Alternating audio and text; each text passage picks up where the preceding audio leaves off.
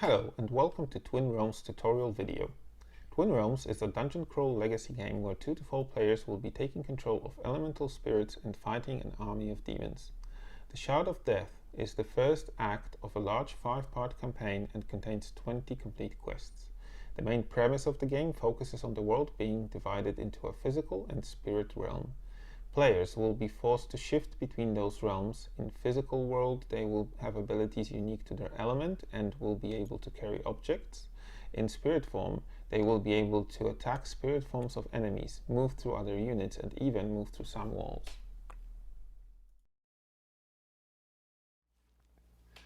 To play a quest, open up the quest book, check the icons of the enemies shown at the top, search for them among the demons, and place their boxes on the demon board. Select your characters and place their boxes on the player board. Within those boxes you will have everything you need to play the characters and the enemies. In the character box you will find your figurine, description sheets needed for leveling up, attack modifier dice, passive ability dice, and most importantly the ability deck. Every character has 8 abilities and a passive ability card. Set them up in their respective slots on the board. On your box you will find information about how much health you have, how much basic movement you get, and how many passive ability stickers you can place on your passive dice. Use cubes to track your health, shield, and rage. Use the decal tool to add the ability sticker to your passive ability dice. When you are ready, go back to the quest board and draw the card from the story deck. The number is noted on the top of the board. The story deck will guide you through the quest, explaining conditions, layout of enemies, and objectives.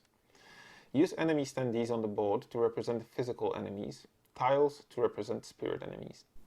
Tiles are also used on the demon board as markers to help track enemy health. Combat is played in rounds, each of which is divided into 3 phases. During the first phase, all players perform their abilities.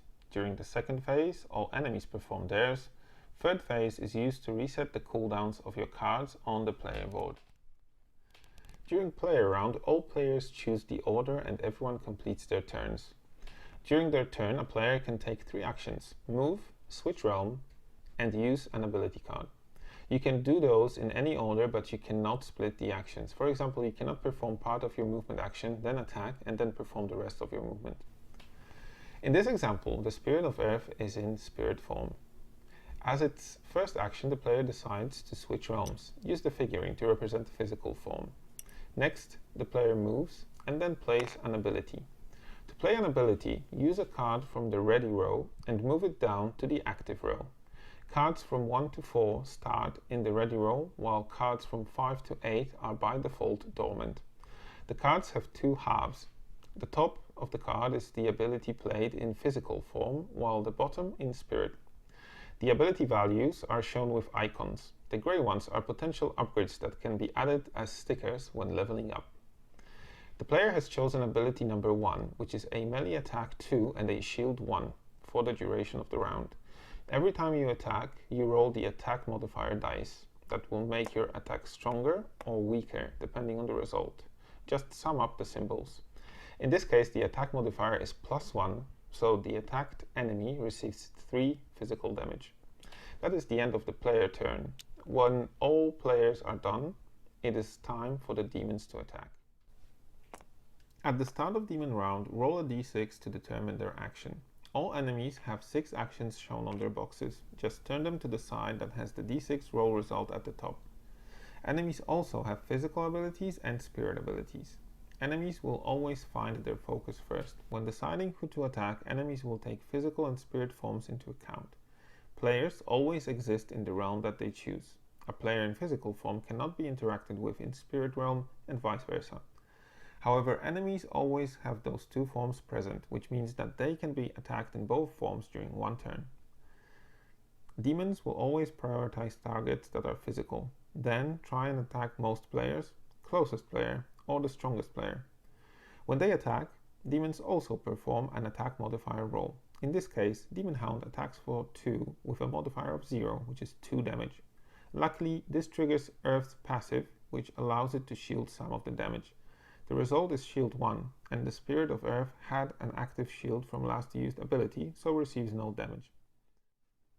Once all the enemies are done, it is time for the reset phase. During reset phase, you will manage status effects and add rage generated by the card that was just played. Rage is used to play rage abilities, which you will find later in the game.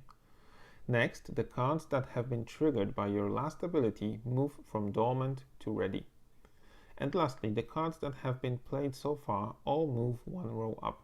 They will slowly be moving up every turn to get back to the ready or the dormant state. This is the end of the combat round, and then the process starts over. The existence of the spirit realm causes special rules. To destroy an enemy, you have to kill its spirit. Even if it still has physical health, it will disappear. If you kill the physical form first, the enemy's spirit will stay alive but will be vulnerable, and all damage done to that enemy will be doubled. Finally, when you kill an enemy's spirit, you will absorb its essence, and in doing so, you can perform the last spirit action that is on the enemy box. This is called spirit channeling. In this case, Spirit of Water kills the spirit of the Demon Hound, then uses the ability of the Demon Hound to attack another one. Because the physical body of the second Demon Hound is dead, damage is doubled, and this one dies as well. This means that the player gets to channel another Demon Hound attack. You will be able to clean the room with one well-planned attack chain.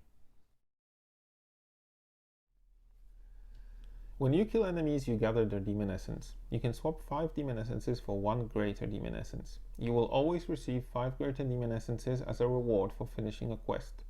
When you gather 10 greater demon essences, you give them away for a level up. When you level up, you will get a bonus to your max health in physical and in spirit form, and 1 additional sticker to one of your cards. Then you can choose one of 3 perks. Those perks will allow you to add more stickers to the cards, add stickers to the attack modifier dice, to the passive ability dice, or increase rage generation. At levels 4, 8 and 12, you will get to choose additional passive talents which will add modifications to the gameplay of your character. This should be enough to get you started.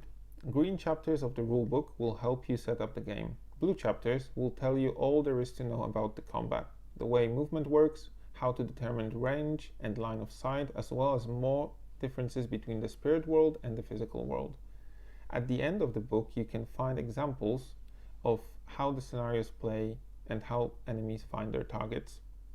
Thanks for watching and enjoy the game.